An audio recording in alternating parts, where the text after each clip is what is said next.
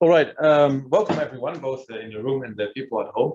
It's a pleasure for me to introduce today's speaker at one of the lectures we have as an extreme beliefs team at the Free University in Amsterdam.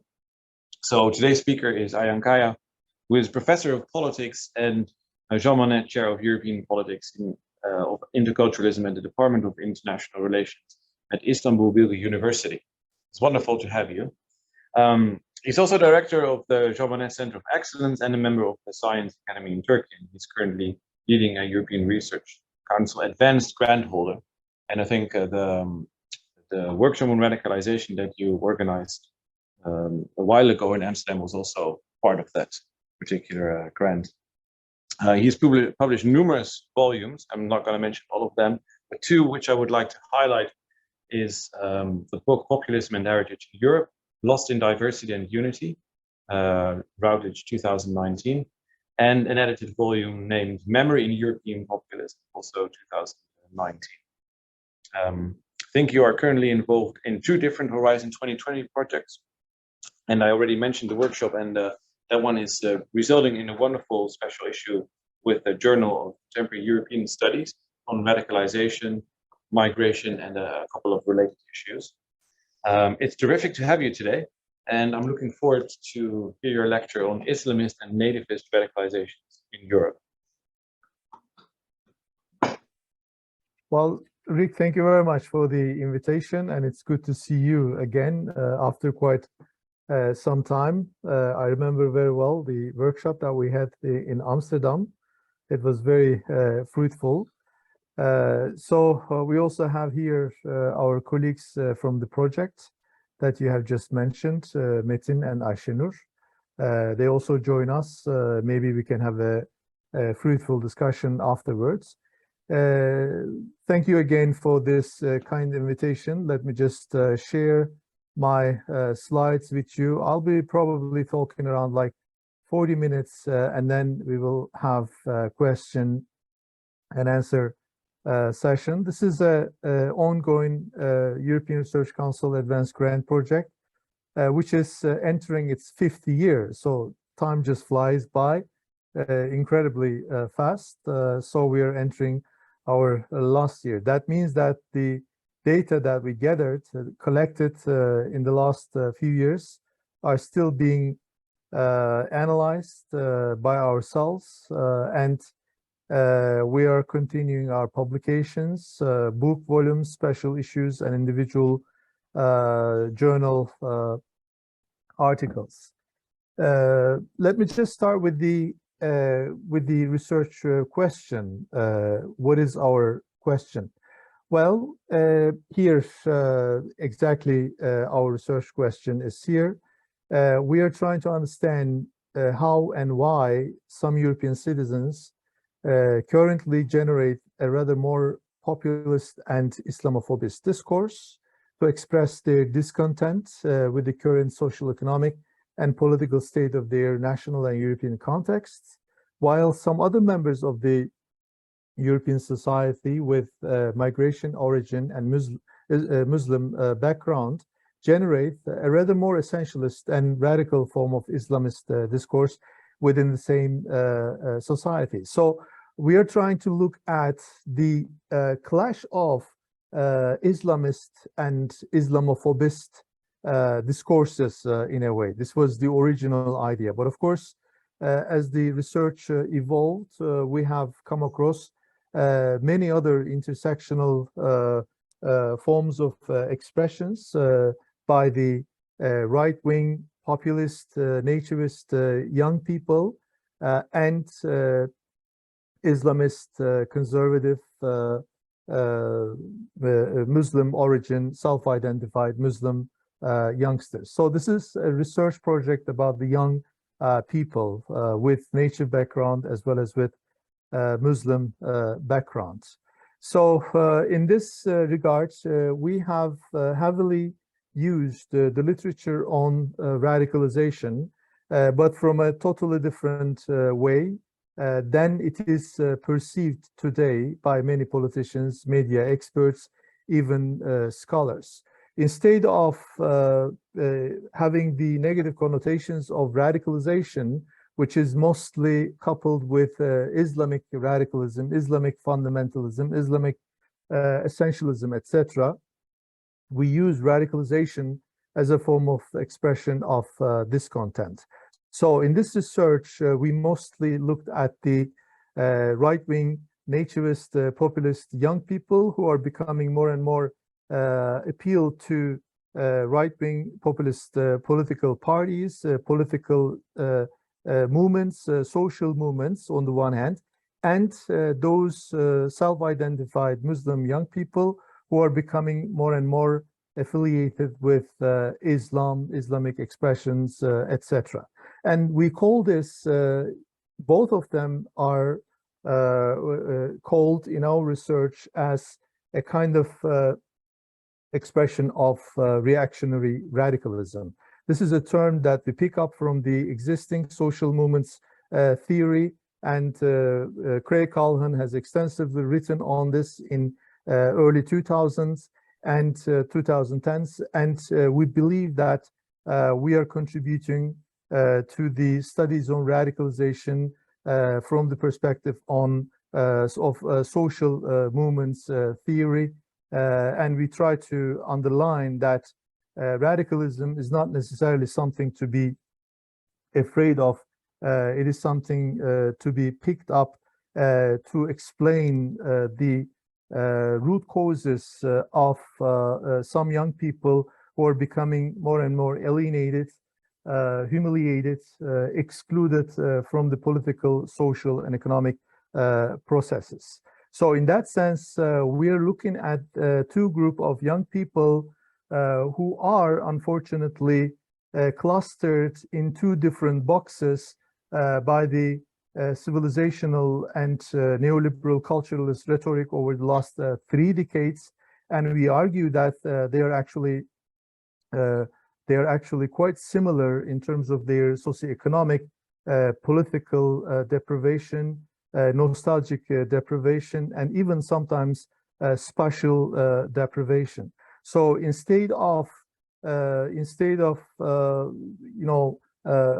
making the differences between these two groups bold, we rather try to understand the similarities, the similar forms of deprivation that they are going through, and the similar form of radicalism that they are generating to express their different forms of discontent. So let me just briefly say a few words about the nature of the research project, which is a 5-year project, advanced research grant project. In the first year, we have done, as in all the other research projects, the literature reviews, working with the ethical clearing and finding the right researchers to conduct the field research studies, as well as to find the postdoc individuals as you're seeing today.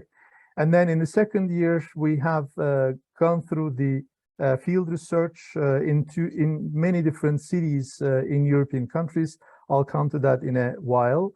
But then, of course, we have come across the pandemic, which has caused a lot of inconveniences in our research project. We had to change our data collection method from face-to-face interviews to online interviews. We have got some positive and negative sides of this change, but all in all, we have collected the data as we envisaged beforehand.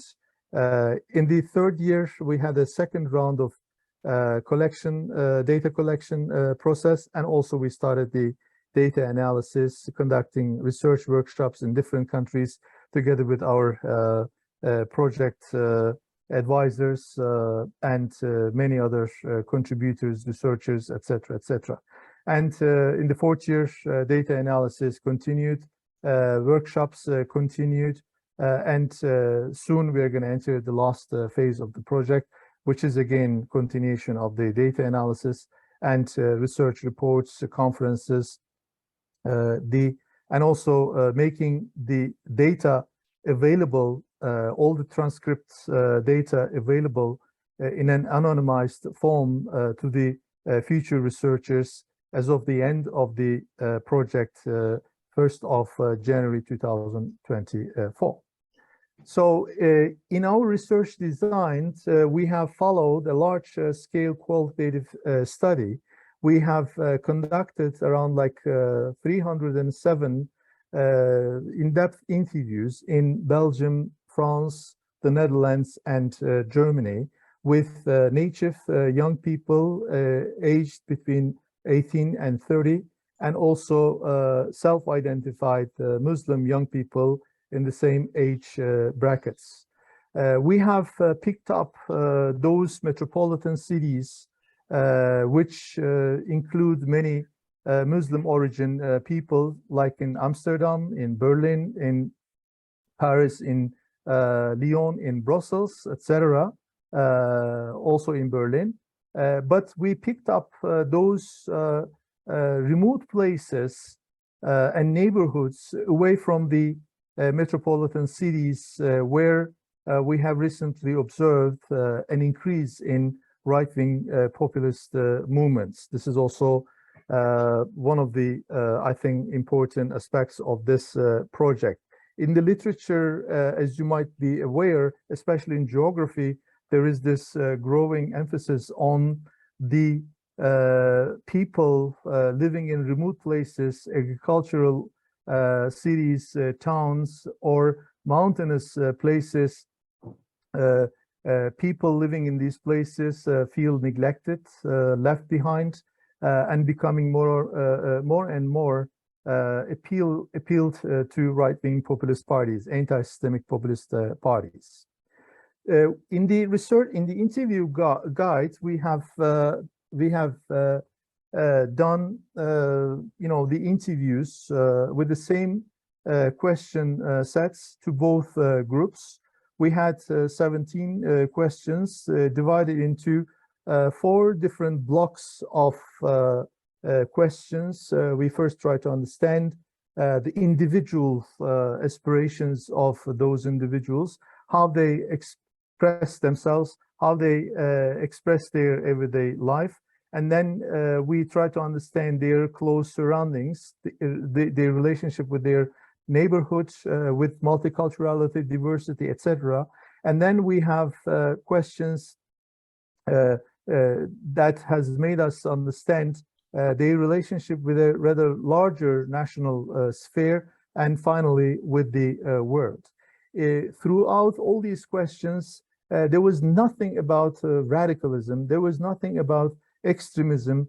It was just a set of questions to really understand how they feel about themselves, their immediate neighborhoods, their national sphere, and their world in which they are all living. Just to, because this is a rather tricky research, and individuals, interlocutors might feel, different in terms of the answers that they give. But our experience in the end was that we have conducted all these interviews in an atmosphere in which all the interlocutors felt happy because there was someone to listen to. And this is also something that they constantly underlined. One of their worries was that there is no one in the center to listen to their worries. Center meaning political center, center meaning the capital city, center meaning Brussels, center meaning Amsterdam, etc. So in the end, we have conducted this research with all these participants, interlocutors, feeling themselves very content in the end. We work with field researchers, native field researchers from each country. Here you can see the names and the countries. In terms of the self-identified Muslims, we have had 2 different subgroups, Moroccan origin self-identified Muslims and the Turkish origin self-identified Muslims. Because this is important, because one of the reasons we argue is that one of the reasons of radicalization of self-identified Muslims has also something to do with the diaspora politics of their countries of origin, Turkish diaspora politics or Moroccan diaspora politics. So this research is not only looking at the socioeconomic, geographical, spatial, and nostalgic forms of deprivation that you may come across in their own local contexts, but also going beyond that and trying to understand how the states of origin in a way contribute to their radicalization in the self-identified Muslim youngsters case.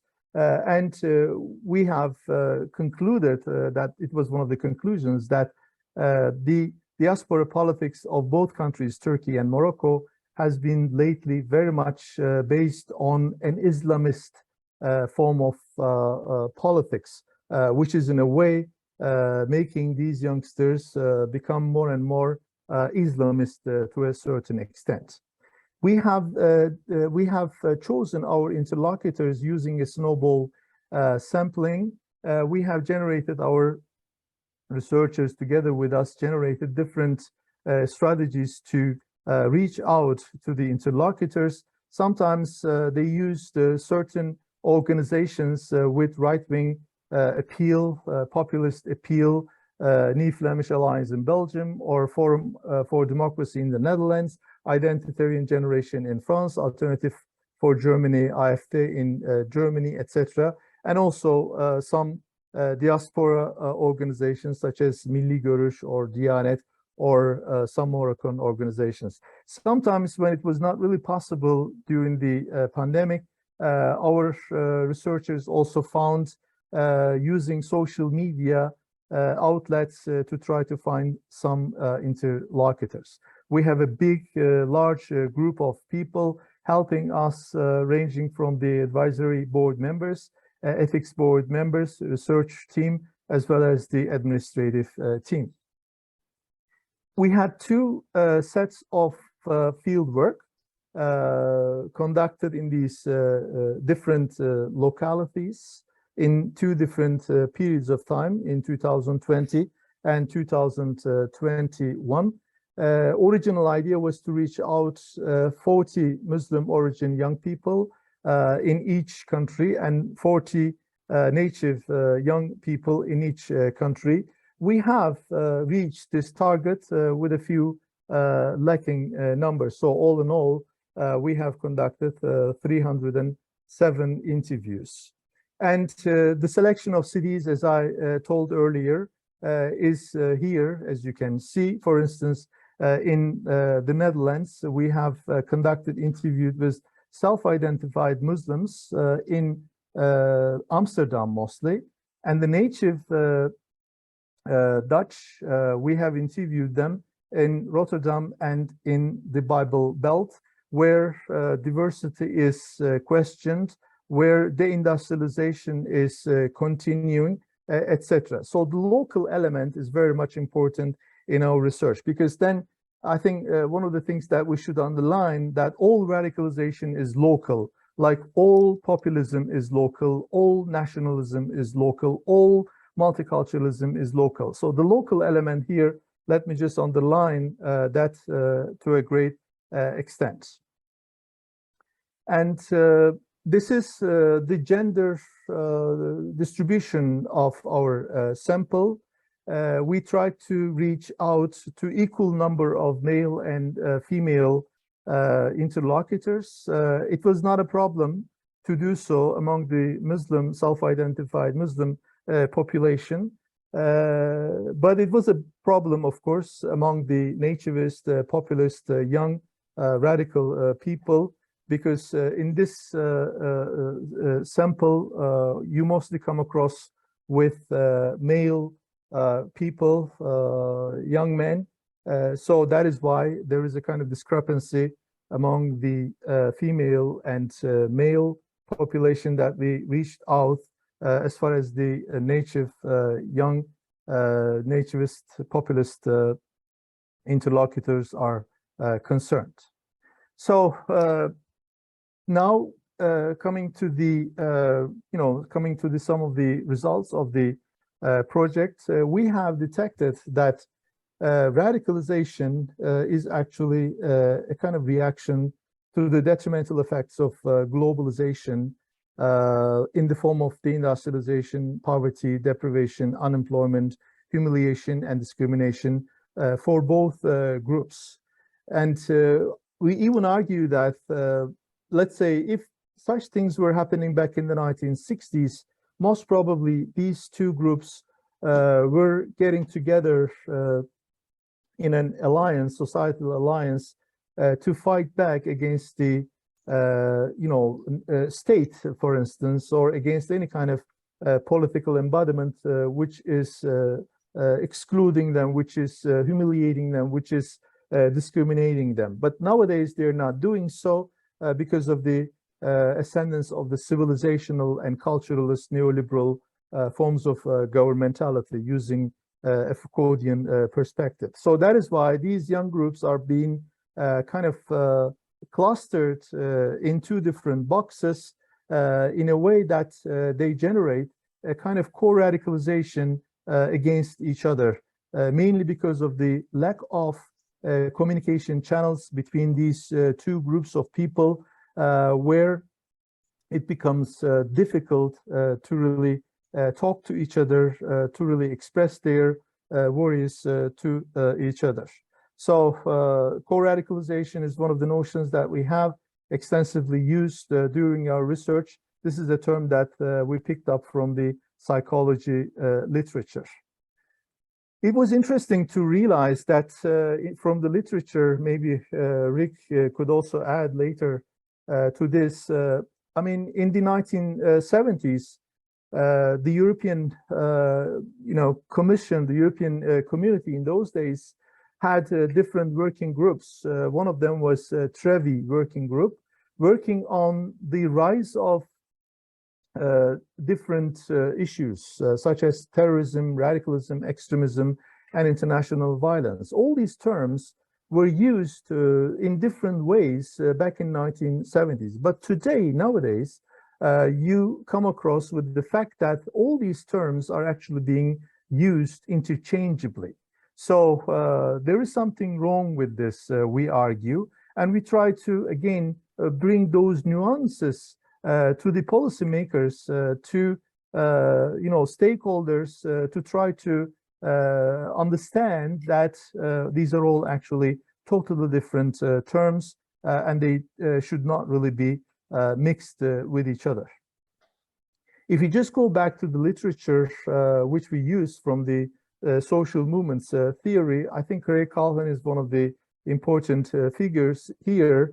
He is, making us to see that radicalism, the term radicalism, is nothing new, right? If you go back to the earlier ages, earlier centuries, we have seen philosophical radicalism, as he argues, tactical radicalism, and reactionary radicalism, which is a rather new phenomenon. So this is a good classification for us to understand what radicalism is all about, because nowadays radicalism is mostly used with a lot of negative connotations. But we have seen many radical philosophers. Descartes was a radical, Martin Luther was a radical, Karl Marx was a radical. And then tactical radicalism, maybe Calhoun explains some revolutions using the term tactical radicalism, because there is a bit of violence in those forms of radicalism. 1968 generation was a tactically radical movement. Post-colonial movements were also tactically radical. Revolutionary movements and Yellow Jackets recently, they were also radical, tactically radical movements.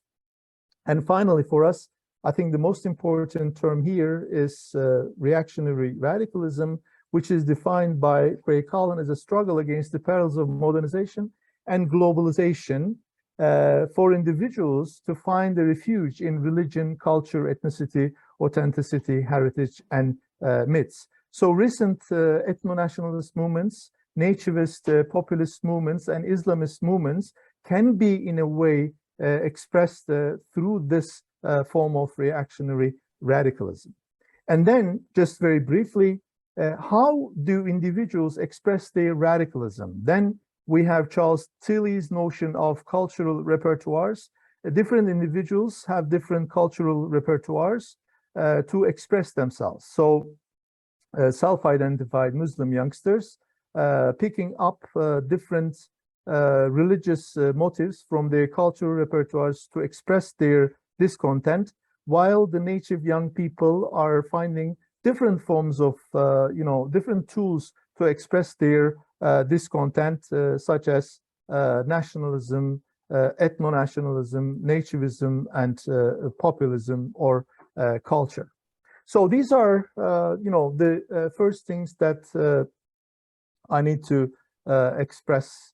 And then comes the, differences in a way. I will go through quickly as much as possible, and then I will end up with some, testimonies from the field that have come very obvious for us in our analysis. Let me just go through the natives, how they express their deprivation and how they become radicalized and sometimes even extremist. We take radicalization as a process, starting with a peaceful expression of discontent, but then a handful of people might become extremist in this process, and even a less number of people may opt for some terrorist forms of actions in the end. But let me just underline that we have interviewed those young people who were not extremists. There was a little, very tiny number of people who expressed themselves as extremists, and certainly we did not come across any terrorists. Otherwise, we would inform the European Commission about that. So here, what we have seen that Islamophobism, this is a term that I'm using rather than Islamophobia. I use the term Islamophobism. I can talk about this for hours, but we don't really have time for that.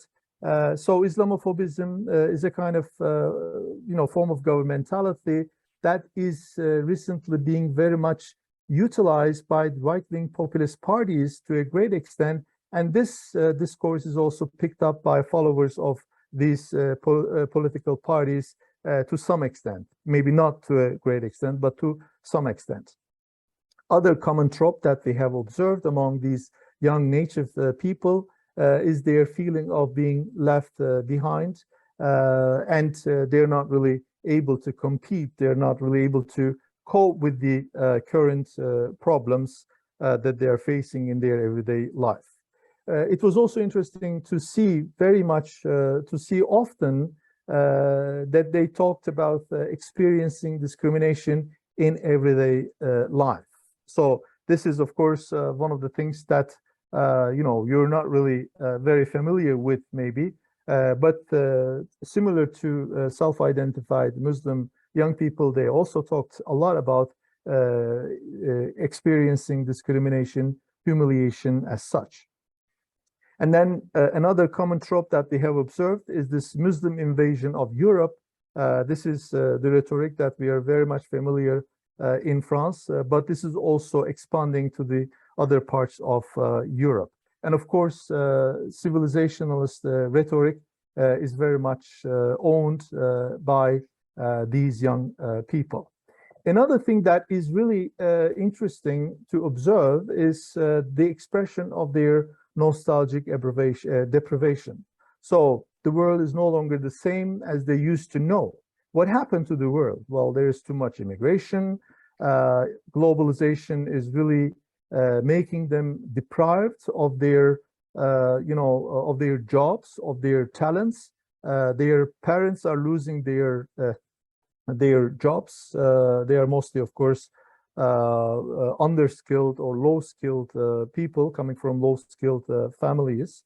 And globalization leads to the perceived loss of national glory, creating this feeling of nostalgia This is what we have observed also in Saxony, in Germany, in Dresden, with another term called ostalgia. And of course, because of the psychological needs, there are these organized political parties, right-wing populist parties, who are really exploiting the grandeur of the past, which makes the myths very usable, very functional for their legitimacy.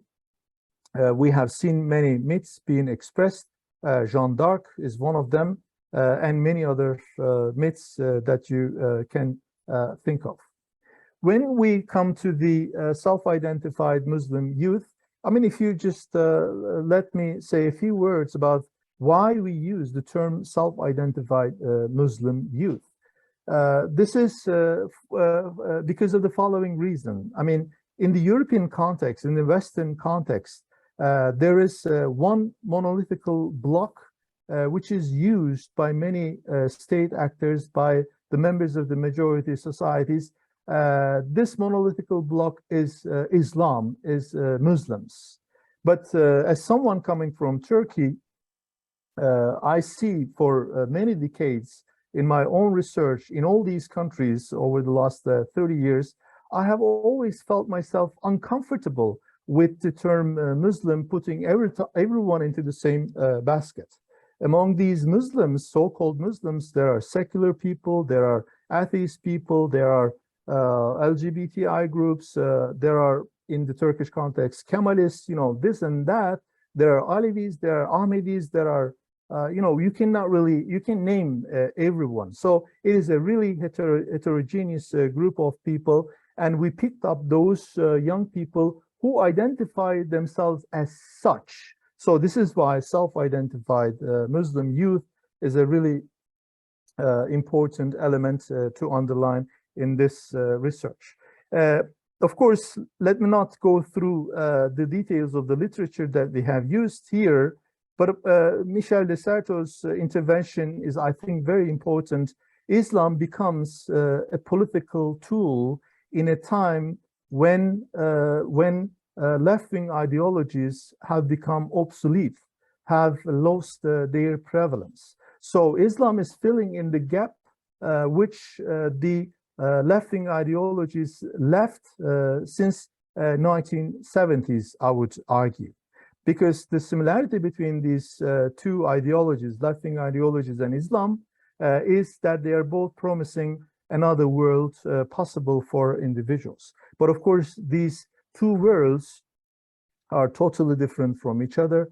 Left is offering, promising a world to be yet lived. It's a prospective world, but Islam promises a world to its adherents, to its followers, a world that was experienced in the past. That is the world of Prophet Muhammad. So this is a rather a problem of the new world order in a way. And then there is a discussion in the literature whether Islam is getting radicalized or whether radicalization is becoming Islamized. So here the discussion between Gilles Kepel and Olivier Roy is very much important. I personally use both of them eclectically, but I argue that following Michel de Certeau's argument, and of course you can also add Alistair McIntyre's argument, I argue that Olivier Roy has a point there when he says that, well, actually, radicalization is becoming Islamized simply because of the fact that those people, those young people who become radicalized cannot really find another outlet. They used to find left-wing ideologies in the past, but nowadays that is not really so much possible. So in this sense, we brought these two groups of people together, and then we have tried to underline the similarities of these people rather than the dichotomies, rather than the dissimilarities, which is often the case made by several scholars in a culturalist and civilizational form in the Western context, in the European context. So we have found that while they're all going through similar feelings of economic, political, and social deprivation, they are all discontent with the current forms of capitalism, name it crony capitalism, corruption, or elite people cleavages, etc. They are also going through certain forms of grievances, and they want to create their own communities of sentiments to feel themselves much at ease with each other, as well as with their immediate neighborhood and communities. So they both use certain scapegoats, and mostly the scapegoats are actually referring to each other. Self-identified Muslims use the right-wing populists and nativists as scapegoats, as the reason of the problems that they're going through, and vice versa. The right-wing nativist young people use the Muslims as scapegoats, but actually they are not really, they're enemies. They're not enemies of each other. So there is this growing identification with Islam and nativism in the age of globalization, we argue, and there are many reasons for this. And in such a time, nationalism and Islam become a kind of source of emancipation for different groups of people in this ambiguous world. And then the past and future also plays a very important role for them to become more affiliated with heritage, with culture, with religion, with past, because the present is frightening because of obvious socioeconomic reasons, political reasons, and they cannot even think of thinking about the future. It becomes even more, more scary. So then, in this context, it becomes much reasonable to attach themselves to the past, to the heritage. And there is again here a huge literature ranging from Friedman, Eliade to Roland Barthes, etc. Because past makes things easier to survive. Past makes or myths flatten the complexity, giving very simple answers to all these complicated questions. So that is why those young people are becoming more and more past-oriented, heritage-oriented, some towards Islam, some towards nationalism in a way. And then here we have some interesting findings. Later I can also share the slides with all of you if you like. But we, as I said, we try to really see the similarities between those groups. We have seen in different questions, we have seen a lot of similarities in terms of their perspectives on mobility. This is the answer given by self-identified Muslims to those questions. So we detected that they are not really different from the native population in terms of their aspirations with mobility. Their educational, narratives are similar, and the problems with the parents are again equally expressed by these self-identified Muslims. The discrimination element is a bit different in terms of content, because it is mostly, discrimination is mostly about their religion that they are facing. And here there are the variations across countries. If you just look at, let's say, the Netherlands, which is in blue, let me just see where it pops up most. Well, religious development. So religious discourse among self-identified Muslims, or the problems that they face in terms of their religious identity, is picking up in the Dutch case, and also their willingness to become engaged in organizations in the Netherlands is much higher than the other countries. Of course, these are all the data that we could actually work together and interpret together. On the other hand, how did right-wing native youth talk about themselves answering these questions? Here again, we have seen, as I said earlier, in terms of their educational attainment, parents, relations with their parents, and perspectives about mobility are quite similar. But on the other hand, they express themselves even more in comparison to self-identified Muslims as far as their family problems are concerned, because they are mostly coming from families with a lot of problems, divorce, violence, etc. And the economic problems, they have expressed them even more. They put the emphasis on economic problems, and also organizational behavior, they have put the emphasis. And here we have compared the countries and the localities in a way. I just look at the Dutch case again here. Friendship problems raised mostly in the Dutch case.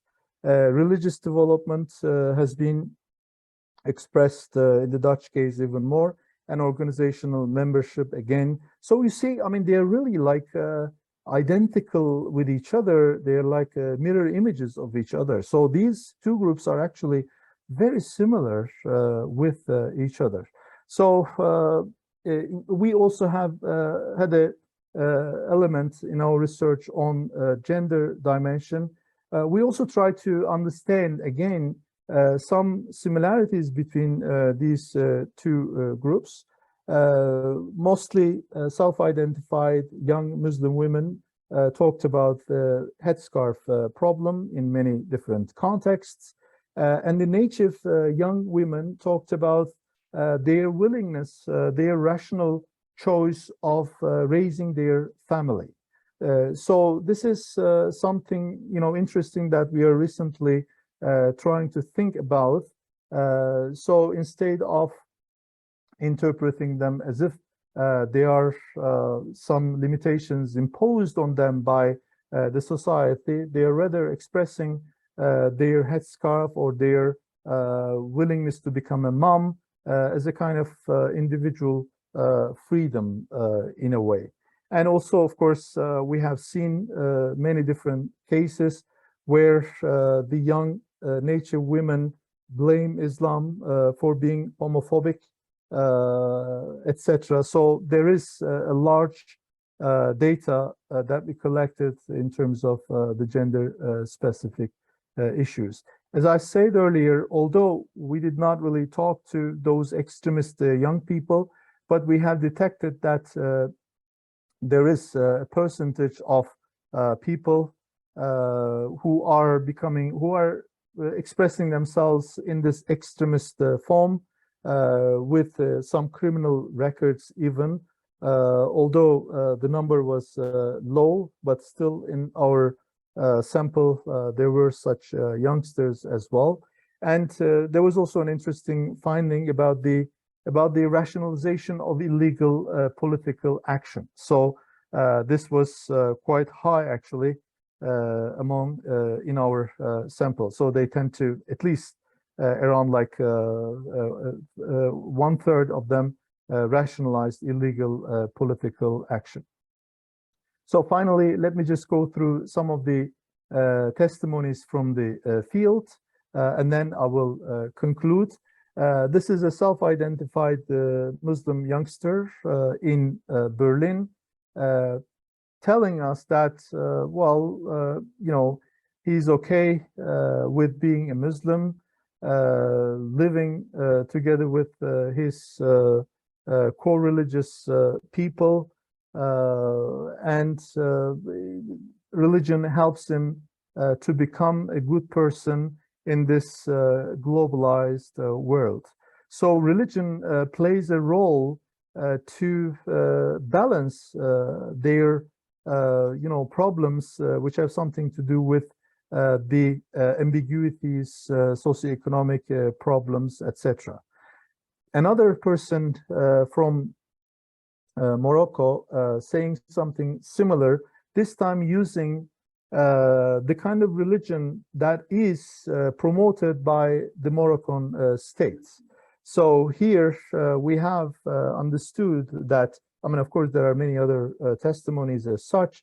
The Moroccan state is promoting its own version of official Islam, and Turkey is promoting its own version of Islam.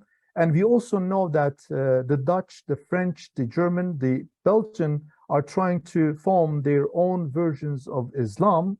And also, of course, recently, at least over the last 30 years, there are other actors in terms of promotion of Islam. That is the Saudi capital, the Qatar capital, and the Iranian Shia capital trying to make their own promotion. So certainly there is a venue here, which is Islam, that is very much competitive among different state actors in the European context. And this is a very actually difficult process to really follow. And I don't think that this is going to go anything, this is going to lead to anything fruitful in the end. And we also have detected, again, following the existing literature, that these young people make a very clear-cut separation between religion and culture. So they have their own sources for learning religion. They're not willing to learn religion from their parents, because what they observe is that religion, if they learn from their parents, is nothing but a repetition of the reproduction of the patriarchal culture. So religion becomes a rather more kind of emancipatory force for them to be used for spiritual purposes in a way. In terms of the native young people, just a few examples here. We did not really come across so much Islamophobic discourse when we, for instance, talk to young native people in Dresden. It is what you see at the surface, Islamophobism or Islamophobia. But when you scratch the surface, you see that there are deeper issues which have something to do with the unification of both Germanies, two Germanies back in the 1990, and some kind of Western colonialization of East Germany, and also something to do with the memory, because these young people do not really understand, they argue that past Nazism had something to do with West Germany, but nothing to do with the communist, GDR. They are actually they are the descendants of this communist past. So definitely there is a problem here with the lack of German, West German Vergangenheitsbewältigung in East Germany. So this is something that we try to underline to show that the problem is much deeper than it is only about being Islamophobic or anti-religious. And also in the German case in Dresden, we have seen that many young people complained about the West German policies, EU's policies to share the responsibilities, burdens of refugees, of global financial crisis with the other members of the European Union in the south, in Greece or elsewhere. So there is definitely this divide between north and south in the EU. One of the things that we picked up very much in the case of France, in Lyon, is many youngsters complain about France lagging behind of anything. The land of égalité, liberté, fraternité is now, suffering because of deindustrialization, because of lack of cultural hegemony, French cultural hegemony in the world, etc. And Bible Belt in the Netherlands was a really interesting, land of districts. We have come across many individuals who are proud of their Jewish Christian norms and values, and who have no place in their everyday life for another culture that is Islam, so to speak. So Bible Belt was really popping up very much in our interviews to show that sometimes religiosity among these people becomes very prevalent, and this was a kind of expression of their willingness to see the world which they believe they have lost already in terms of homogeneity. And in the Flanders, where we had conducted interviews with young native populations, it is also a really interesting example of these remote places. Well, these places, Denderstreek, is not actually far away from Brussels. I've been there, I stayed there, and it was really incredible to see the devastation of people suffering from the industrialization and heterogeneity and the colonization of the Brussels people, bureaucrats, increasing the rents, etc., etc. This is something that we have come across also here in Turkey in everyday life. So the world is not really the same as it was before.